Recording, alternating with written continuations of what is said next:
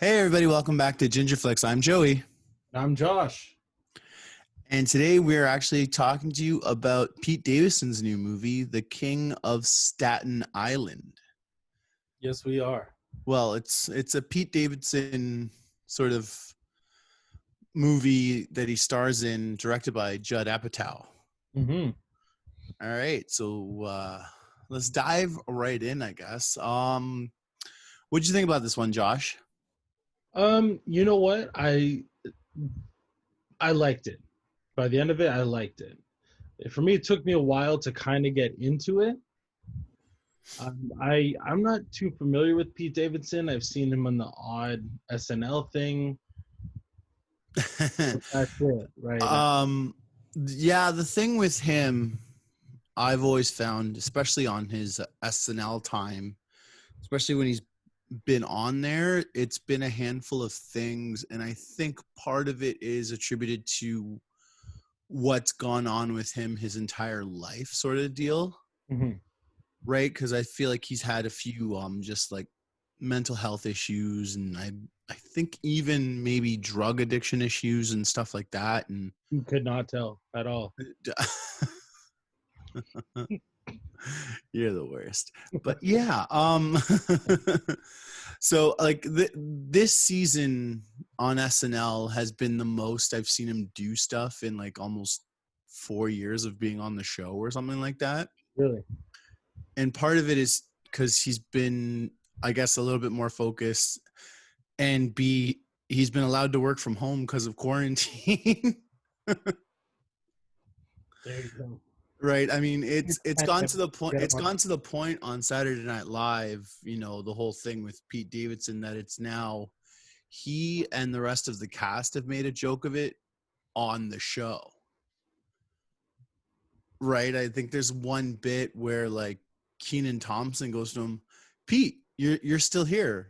He's like, oh yeah, no, I just didn't feel like coming in. You know, when you've been on the show a while, they let you do that. Kenan Thompson's like, what? Because he's like the longest standing cast member, right? Yeah, he's been on it since like what, 85? You'd think, right? He replaced Eddie Murphy, like. He might as well, or no, he replaced Tim Meadows. He's been on that long, Really? not as long, Weren't they on at probably. the same time for a bit? Maybe Like, Keenan's been there a while. like when Tim Meadows was still doing like the Ladies Man or whatever it was. Again, Tim Meadows has been there. Was there? Kenan Thompson's was there a while, and actually, so was Tim Meadows. Strangely enough, he Mhm. was there for a long time. But Yeah. anyways, Besides, we've diverted to SNL stuff, but that's where I know most of Pete Davidson stuff. that's really all he's done. One thing I recommend checking out, if you haven't already, is his stand-up on Netflix. Yes, yes. He is very funny on that, and it just I gives you. watched it or not. It's good. It's really good. He goes into a lot of personal stuff too, which again gives you a little bit more insight of Pete Davidson as a person. Mm-hmm. And actually, so does this movie, Yeah. in a sense, because I think I saw an interview with Judd Apatow, and he's like, yeah, this is kind of autobiographical for Pete. It's like sort of a parallel story to, You see, it's dedicated to his dad. yeah, what happened in his life, right? And Even his character is named after his dad. yeah, yeah.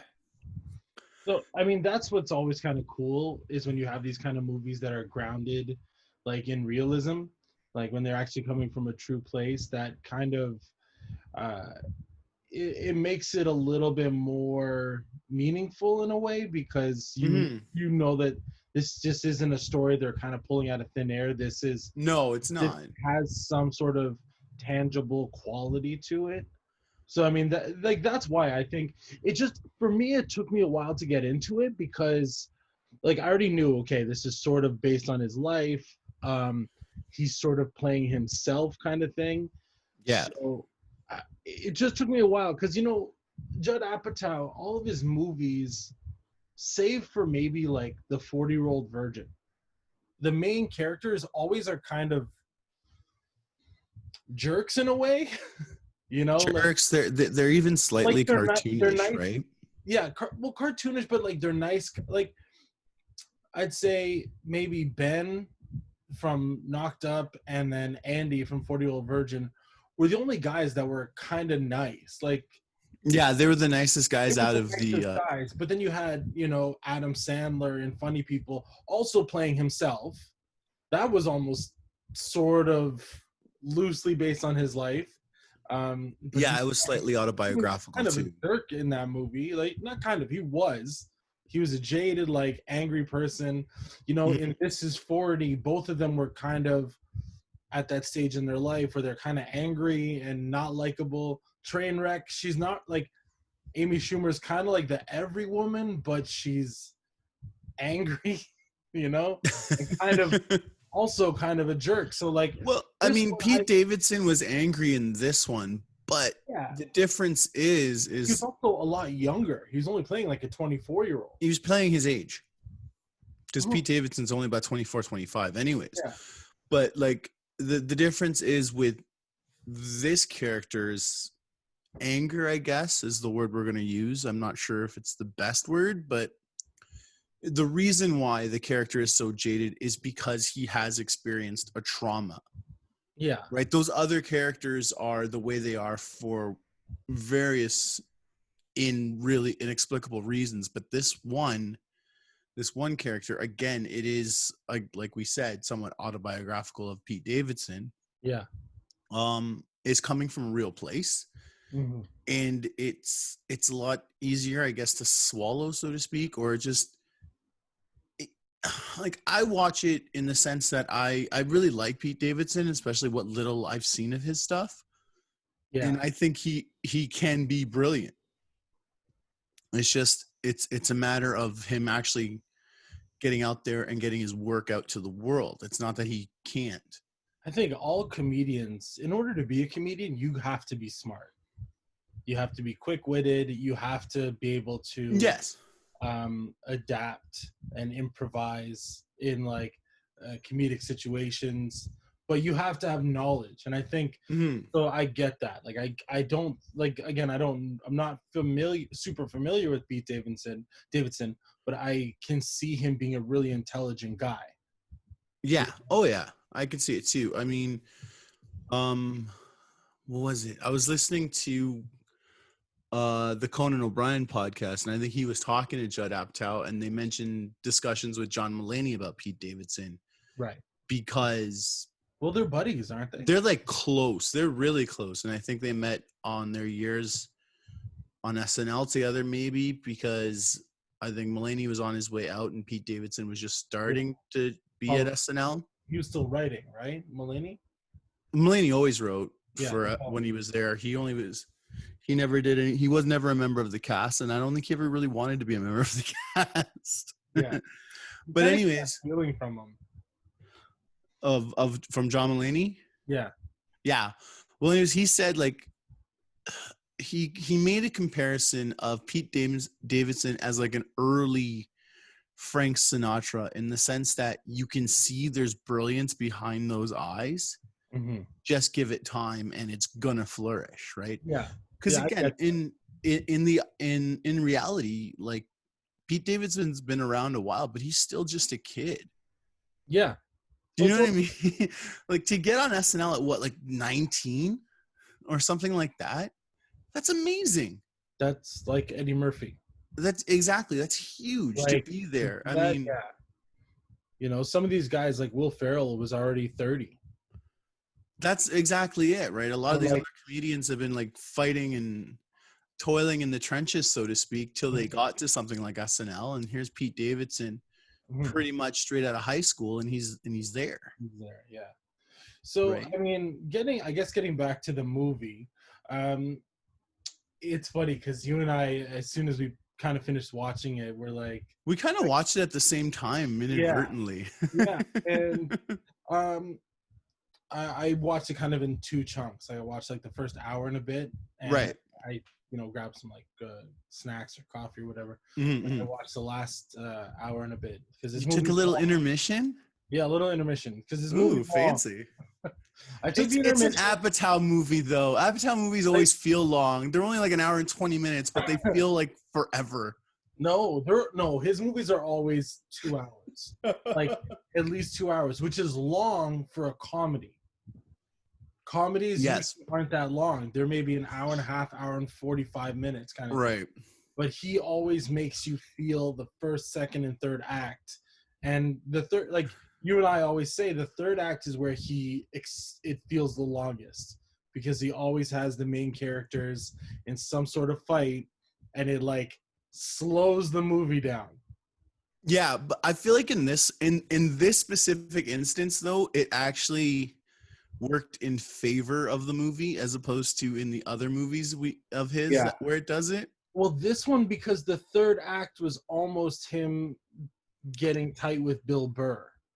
It was basically him reconciling with Yeah. Bill Burr himself and who his father was. Yeah. See, Right, because so those are essentially three figures in his life that are sort of almost like ominous. Like his father is somewhat of a parallel. Sorry, Bill Burr is a parallel of his father that he never got to know. That was pretty clear.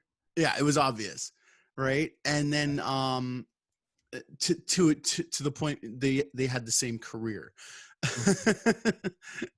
I would say like so. Yeah, I mean the thing with this one. So for example, like you look at Funny People, right? Funny People.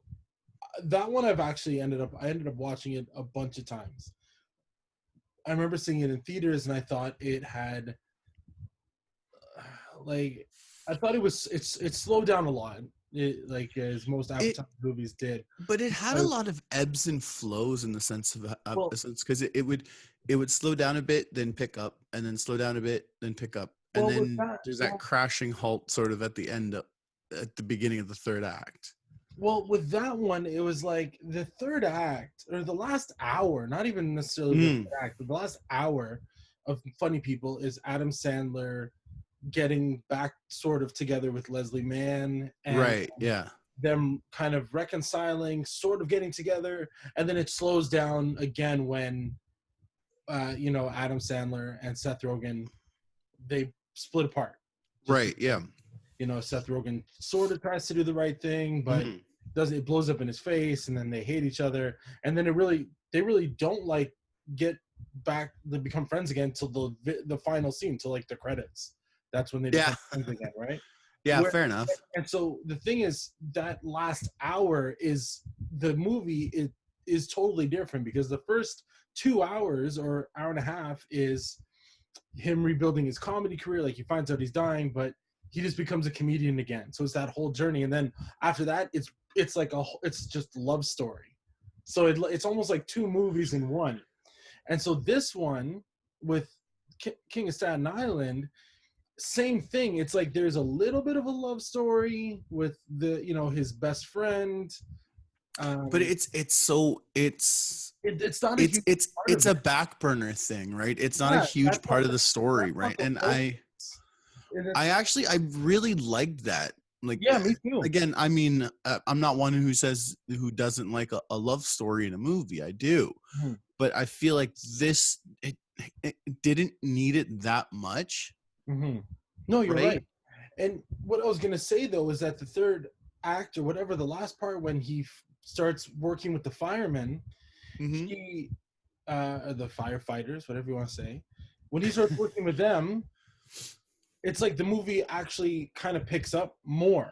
That's when I got more into it. Normally that would be the part where it's like, oh my God, this movie's still going on. Where for me, I was like, oh, we've had that conversation about a few Apatow movies over the years. Yeah. So this is where for me I felt like it was longer at the beginning and it picked up faster at the end. Like I loved all the fire hall stuff. It was fun. I liked the relationship between him and Bill Burr, him getting to know the guys like Steve Buscemi and the other firefighters. That one guy, he's been on like Modern Family, the one with the mustache. He's like a character actor. He's been in a few other comedies and stuff. The younger actor? Yeah, I can't think of his name. He's in Stuber. Yeah, he was the best friend. He's the the best friend. Yeah, he's in Stuber. Yeah. Right, right. Yeah, so that guy, like he was fine. He was, I think he was like the lead in that mockumentary that Netflix did. The what's it called now? American Vandal or whatever. Oh, maybe. Yeah, maybe. Yeah. But so yeah, I really enjoyed that, and we kind of got away from Marissa Tomei, and because again, like when he gets kicked out, like that, yeah, all that conflict there. Because I personally thought the whole conflict between him and Bill Burr took too long. I was like, oh my god, every single scene, how are we getting rid of him? How are we getting rid of him? And I was like, just like, I was It's like, like it's just you knew where it Bill was Burr. heading. Like, I knew Bill Burr's character was not very tactful I thought he in was how but in how obvious the character was in that he wanted to get rid of Pete Davidson out of that house. He was like almost blatant right from the get-go in a sense. But I see, it's funny. I didn't see that it was like he wanted him to get out of the house. He wanted him to get his life together. Fair enough, but he kind of did it fast. Like he jumped in came already like exactly. a dad. Exactly. That's what I'm trying to say. It was like right away, but it's like, dude, you're not his dad. Yeah. Yeah. Right. And I guess, but that's why you could almost argue that's why the conflict works so well in a sense, because of how strong Bill Burr comes in. Mm-hmm. Right. And Pete Davidson's character is still obviously trying to figure it out and trying to find himself. Yeah. Yeah. Right? Yeah. I would agree with that. Mm-hmm. Yeah. So, I mean, all in all, like I thought this was a pretty enjoyable movie. Oh, it was fun. I liked it. I don't know. I have to think about it for rewatchability. I don't think it has the most rewatchability in terms of the Apatow movies. It's not like your typical Apatow movies where you'll get like the few one-liner jokes and stuff like that. I mean, it's not like the Apatow movies where you'll get like, you know, the back and forth between Seth Rogen and Paul Rudd or anything like that. Or yeah, exactly. It's not one of those. Yeah, Baruchel or something like that. Well, it's not something like that. So I thought the leads were great. Oh no, I loved everybody in it too. Pete Davidson, I felt it took me a long time to warm up to his character because I was like, I don't get you. You know what I mean? Like, you know, when he's having that conversation right away with his girlfriend, well, the girl, you know, he's like, it just, I didn't get it. Like, it took me a while to realize, okay, like, I know you lost your dad, and that's weighed on you a lot, but kind of the dynamic with his sister was, again, I felt odd, like just not going to her graduation or not wanting to go. I didn't get that. I was like, why would this be a big issue? I don't understand that. And it's when Bill Burr is introduced that I'm like, oh, okay, this is better. You know, I feel like the closest movie, other Apatow movie would kind of be Knocked Up in terms of the people in the movie. Like, in what sense? Like, because you have Pete Davidson and his buddies, and there you had Ben Stone and his buddies. Okay, yeah, in that sense, yeah. Okay, I get that. Like, yeah, you know, Ben Stone, his buddies are like, they're like weed, and it's like they're similar, but the difference was I actually felt that Pete Davidson's crew was not. I didn't like them that much. They weren't very likable. No, they weren't like I get that you're going for the like real people, but you gotta have some likability. Then because it turns out they literally wanted to do crimes. I was like, yeah, that's when he's like, oh, I'm not doing this. Yeah, exactly. You know? So I mean, so that was kind of the difference for me. Like the real supporting cast, or like just more his buddies. I was like, I don't get you guys. I don't get why you're like this. You know what? I mean, I get you're just maybe it's just it's a Staten Island thing. Maybe. Right. But Pete Davidson's real grandpa is in this movie. Oh yeah. The old man at the graduation party Okay. when they're talking to, I guess, Pete about getting a job or something like that. Mm-hmm. The old man that's standing across from him, like the gray hair, where that scene with like Kevin Corrigan, Marissa Tomei, Pete Davidson, and the old guy, and that is his actual grandpa. Okay, cool. His best friend is actually plays his best friend in the movie. The one that goes to jail that he tries to. Yeah, that He's he like, asks, "Back to your place," and he's like, "No." "Can I crash at your place?" Yeah.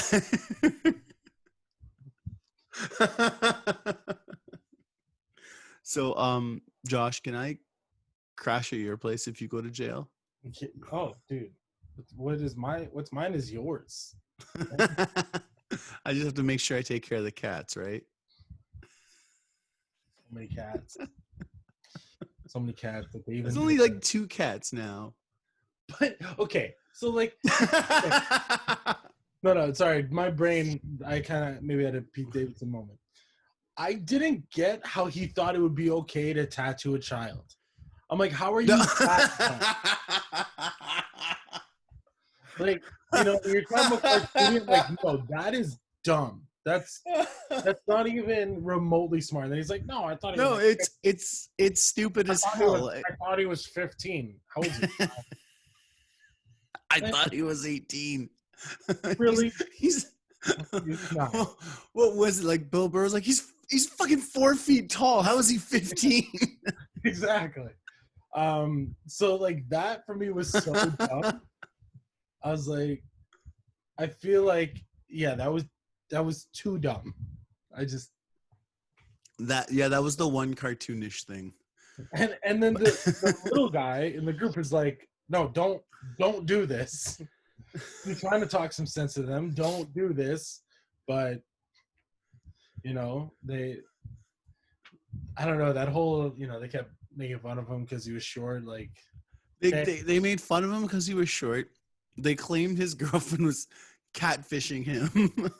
Well, I mean, he let Pete Davidson just do horrible tattoos on him. Yeah, that was the one that had that's what I was thinking about it, because he was the one that had the cat on his stomach, right? Yeah, the cat's butthole, where the butthole is the belly button. Yeah. It's amazing. Josh, I want you to get that tattoo. No, not even at all. I'll tickle the butthole. Gross. But arguably, out of all that guy's tattoos, the cat was the best one. Yeah. The cat.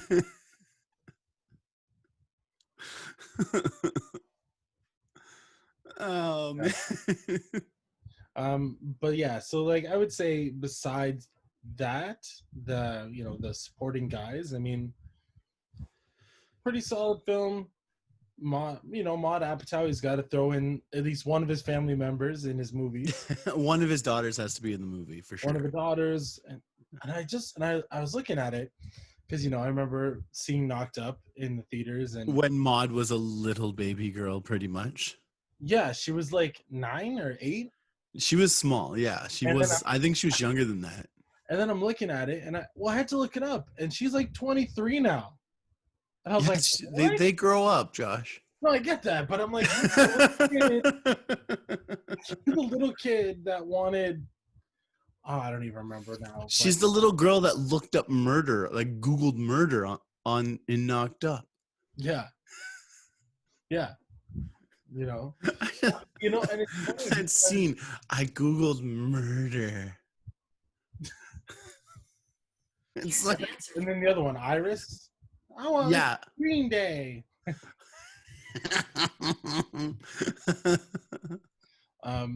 But again, so I gotta kind of give kudos to that, because Judd Apatow, a lot of times in a movie, a child actor can break a movie, like if they're not good. Very true. And these 2 kids, Harold and his sister, were actually freaking cute. I was but they weren't doing much, and they didn't have much to do either. They didn't have much to do, but they weren't distracting. because again, I don't know Pete Davidson as an actor, so his acting was okay, but again, I'm pretty sure he's just playing himself. He's being Pete Davidson. And then Let's these be two, honest here. well, like if you think about a movie, especially a movie like this where it's about like this Yeah. guy and blah blah blah and his buddies and Possible mental health issues or just dealing with thing that loss and can grief. a thing that can slow it down is him walking kids to school. That can That can put really a slow a movie down, but I really enjoyed those scenes. I thought he played well off those kids, and there was again like a earnest kind of quality to it. it gave him a heart, so Yeah, to speak. It yeah, wanted you, it made you, it endeared you to him, yeah, because I feel like up until that point he was just being a whiny idiot. yeah, exactly. Yeah, the whole time I'm Right. like, I don't care. Like you're too dumb. You're just like you have this huge chip on your shoulder. That Or it's not not. even, but not even an idiot, sorry to say that, but it more so like No, he was dumb. no, That's okay, yeah, child. he was dumb, but you also saw that he had no confidence in himself. Oh yeah, yeah. Right, he was And so Silver just, saw that. yeah, so down on himself. I mean, hell, the scenes at the university when they go visit Maud, because I Mhm, don't remember the character's name. We all know it's Maud Apatow. mhm, But when they go visit her and they go to the party, whatever, and they're discussing what he's gonna do with his life, and she said maybe you could come to school and stuff. His mhm. first response is, "I'm too dumb to be in a place like this." Yeah, yeah, Right? So he has no confidence and he already thinks he's stupid. So that's one shot that he's put against himself. So these scenes with the kids gets to show you that he's not that bad, and he just needs some sort of support, right? Because up until that point, because I think the kid scene happens after they go to the I school, don't or know. but anyways, I can't remember the timeline of it, but anyway, but up until that, almost pretty much that point with the kids, all you saw from him was being just an immature, just jerk. Mhm. From trying to tattoo a, a 9-year-old, to just doing nothing but getting high and messing around with his friends, Yeah, to having sex with that girl and basically just stringing her along, because it's obvious she wants to be in a relationship with him and he likes her, but mhm. for whatever reason he's decided he's not good enough for her or something like that. Yeah, yeah, Right. So it's just, you see, and I guess those scenes with those kids just sort of give you the perspective that he can be a grown-up. yeah. Right. And it's also kind of like, why wasn't he behaving like that with his own sister? Because Yeah. he's supposed to be like 7 years older or 6 years older than her, right? Because she's just graduating, so she's like 18, he's 24. So he would have been walking her to school. Uh-huh. I mean, mind you, they did. I feel like there wasn't enough equal division between like how much him and his sister fought to how much um, They got they, along. they got along or cared about each other. But again, when it happened, like it was obvious, from when she's leaving, he can't word it properly. He's just not that Uh-huh. person. But it's Yeah. obvious that he like cares about her. Mhm. And again, I think maybe at that point he already had been walking the kids. No, he hadn't. No, No, he hadn't because because he hadn't even met them yet. yeah, Bill Burr hadn't even shown up yet. I don't think he had met Harold yet. Yeah. So, Harold, nice to meet you for the first time. yeah, there was some Oh man. some good moments in that movie. Yeah, so I mean, all in all, I think it's a solid film. I don't. I wouldn't put it in my favorite Apatow movies. All right, let's before we get into that then, since we're looking to wind this train down to a stop. It's now come to the time in the program where we rate the movie out of 5 ginger snaps.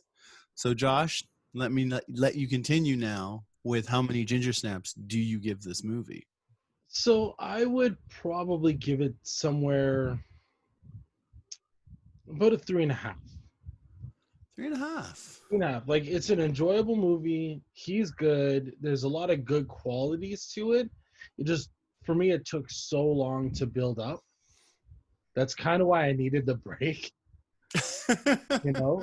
And I feel like the first half is it took a long time for me to figure out his character. For me to get or to at least get on board, not necessarily figure it out him out. Okay. He was kind of obvious in his actions, but it took me a long time to get on board with him. And then once I was, though, I'm like, yes, I enjoyed it, like all the way to the end, you know. So that's why I'd say like 3.5, maybe a 4. Maybe. I'm personally I'm going to lean closer to a 4. I mean, I really like this movie. I also like Pete Davidson quite a bit, and I'm just happy to see him doing stuff. Mm-hmm. Because the years on SNL, it's almost like, okay, where's Pete? They keep showing his name on the credits, but he's never there, type of deal, right? And so it's kind of cool to see him doing stuff. I mean, this movie it actually made me tear up a few times, especially the scene with the firefighters talking about his dad and stuff, because it was funny, but you could see the whole heartfelt love that they had for him. Yeah. Right. That camaraderie that, everybody sort of knows. If you have close friends like that, almost to an extent, like, I'd argue I have a similar relationship like that with you, right? Where I view you as a brother, and these guys obviously viewed him, Mm-hmm. his dad, as a brother. And it's cool to get the perspective that he was getting from the rest of this group that knew a very different man that his dad was from what his mom told him.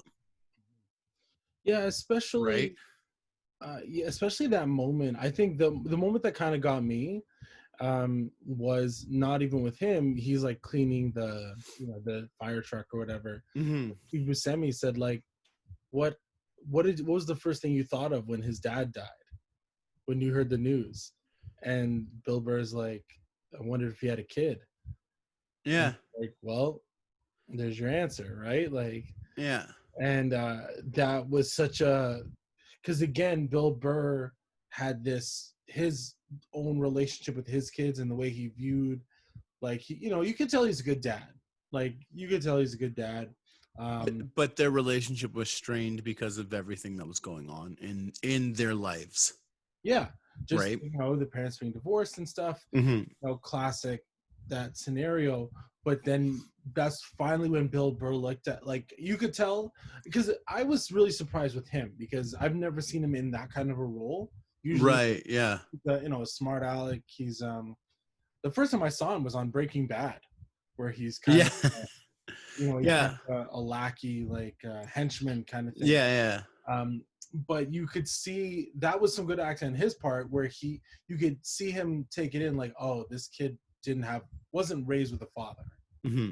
Like he was, and then his father was taken from him, and this is why he acts the way he does. Yeah. And it was like light bulb for him, and again, like right from there too, the relationship just kept getting better. But that's like that I feel like that's the catalyst that makes this movie, right? Yeah. There like, and you said it before too, there's all this buildup, but once this moment happens and he gets to the firehouse, this is what you want to see. This is like the meat of the sandwich that is this movie, like, so to speak, right? It's the good stuff, right? Well, it's like those should have been his boys from the beginning almost. They were so much more enjoyable to watch than his actual friends. Well, yeah, because they you had Steve Buscemi, who's a great actor, and you had Bill Burr, and you had this other kid, and you had these other guys that just seemed like real guys. Like, I don't know. I would have liked it if they brought that in a lot sooner. Yeah, yeah, 100%. Right? I mean, as like there's certain things you didn't need, I guess, so to speak, in this movie, because you got that idea he's somewhat of a doofus Mhm, and his friends aren't the greatest of human beings to begin mhm. with. Honestly, I don't think you needed the robbery. Yeah, I totally agree with that. Like I they don't think you didn't, the needed friend that. didn't need to go to jail, the robbery didn't need to happen. No, you needed you like. I know that was because all of that was for a reason why he couldn't stay at their place. You know, Yeah, he could have just it was put in yeah. to actually have him hit full on rock bottom. So I don't think so I don't think you needed that. I think it could have just been the dumb thing that he did was tattooing the kid. That was the dumb thing. You don't need a robbery and all that. It could have just like after that and then being kicked out from his house, like that's it. That like there was so I think the robbery was like I mean, it could have also just been. I think it does justify why he couldn't stay with one of them and why he ends up at the firehouse, though. well yeah, exactly. That was the whole reason it happened was so Yeah, that he so couldn't it just that makes sense in that regard, right? And I guess that works. But I mean, it could also be just written in and not shown, Mhm. right? Considering he doesn't get pinched for it at Yeah. all, Yeah, that would have right? been funny if he like tried to call like his friend and the mom answered, he's in jail. What? Like that would have almost been funny in a way. In jail? Like Yeah, exactly. So I mean, it didn't have to actually be shown, but mhm. it was.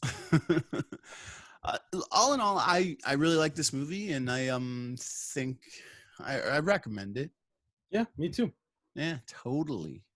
Anyways, guys, thank you for listening to the show. Josh, where can they find our stuff? They can find us at Ginger Flix Pod on Instagram. They can find us at Flix Pod on Twitter, or if you type in Ginger Flix, as well as Ginger Flix on YouTube. All spelt with that X, folks. That X marks the ginge. Oh yeah. Anyways, guys, thank you for listening again. I'm Joey, And I'm Josh. and we will hear from you soon.